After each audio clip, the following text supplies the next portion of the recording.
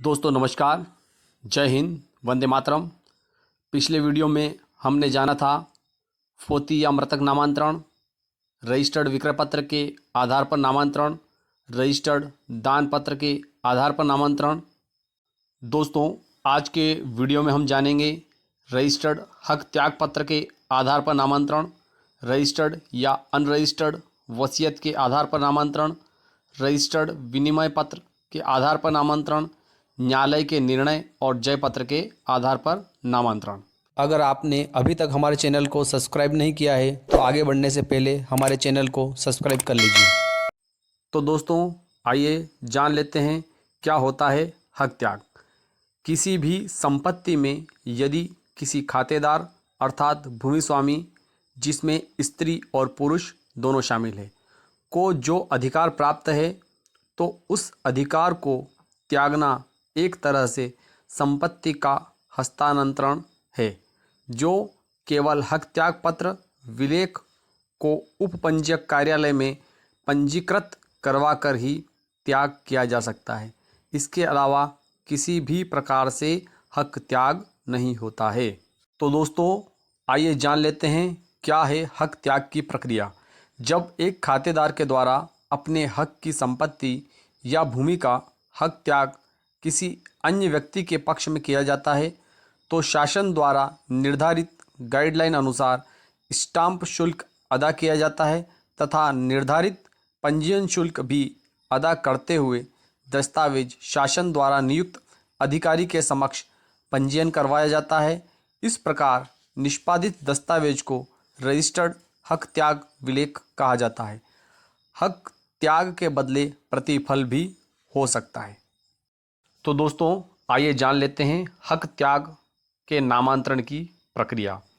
Registered हक त्याग विलेख जैसे ही निष्पादित होगा वैसे ही उक्त रजिस्टर्ड हक त्याग विलेख निष्पादन की सूचना संबंधित तहसीलदार अथवा नायब तहसीलदार को सब रजिस्ट्रार द्वारा पहुंचा दी जाएगी तथा एक प्रति हक ग्रहीता को भी प्रदान की जाएगी। हक ग्रहीता नियत तिथि पर संबंधित तहसीलदार अथवा नायब तहसीलदार की न्यायालय में उपस्थित होगा, जहां पर असल दस्तावेज प्रस्तुत करने के पश्चात हक त्याग विलेख की संक्षिप्त जांच कर तहसीलदार अथवा नायब तहसीलदार के द्वारा प्रकरण में आदेश पारित कर दिया जाएगा। संक्षिप्त जांच के अंतर्गत संबंधित तहसीलदार अथवा नायब तहसीलदार के द्वारा हक त्याग की भूमि के संबंध में विज्ञप्ति जारी की जाएगी तथा हक त्याग को कर्ता को सुनवाई का अवसर प्रदान किया जाएगा।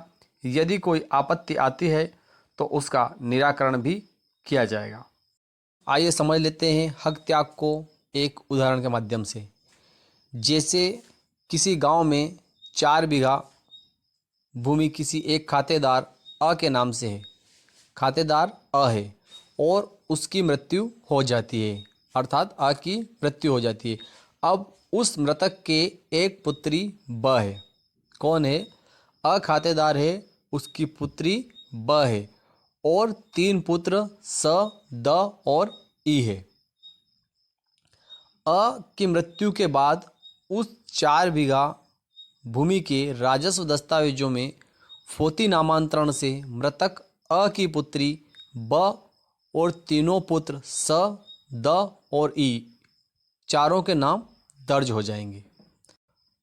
अब उस 4 बीघा जमीन में स, द और ई की बहन ब का भी नाम दर्ज हो गया, किंतु ब तो अपने ससुराल में निवास करती है और अपने हक की भूमि अपने किसी भाई या भाइयों को देना चाहती है, तो वह अपने हक हिस्से की 1 बीघा भूमि किसी भी भाई या सभी भाइयों को हक त्याग के माध्यम से दे सकती है।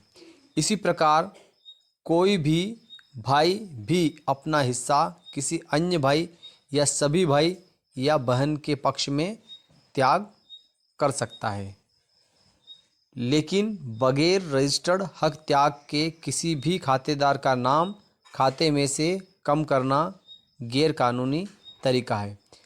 ध्यान रहे दोस्तों, हक त्याग केवल भाई बहन माता पिता, पुत्र पुत्री या पत्नी के हित में ही हो सकता है और हक त्याग में स्टाम्प ड्यूटी बहुत कम लगती है। यदि बहनें सहमत है तो हक त्याग विलेख बहनों के नाम खातों में से कम करने का सबसे अच्छा और सस्ता रास्ता है। तो विश्वास करता हूँ आज की दी हुई जानकारी आपको पसंद आई होगी। दोस्तों फिर मिलते हैं। जय हिंद, जय भारत।